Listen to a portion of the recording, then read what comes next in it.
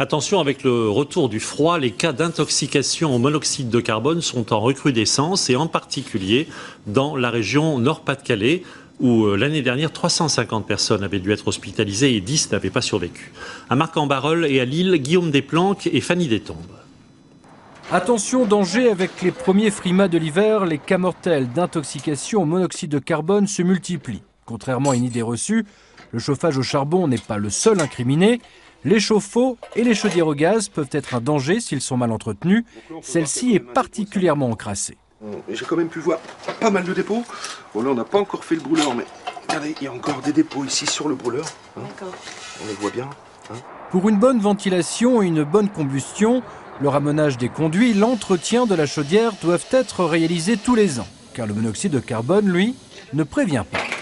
Il ne faut jamais obstruer ces entrées d'air. Parce que le monoxyde de carbone, je rappelle bien, est un gaz toxique, invisible, inodore. Et on ne le voit pas venir. Ça fait toujours peur parce que justement on ne sent pas que ça arrive en fait. Donc c'est toujours un risque beaucoup plus élevé.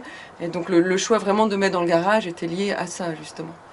Malgré les nombreuses campagnes de sensibilisation, la population ne semble pas se rendre compte du danger.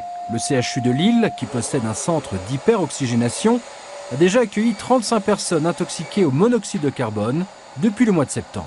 C'est un gaz qui pénètre très vite dans notre organisme, qui va bloquer le transport de l'oxygène jusqu'aux cellules et l'utilisation de cet oxygène par les cellules.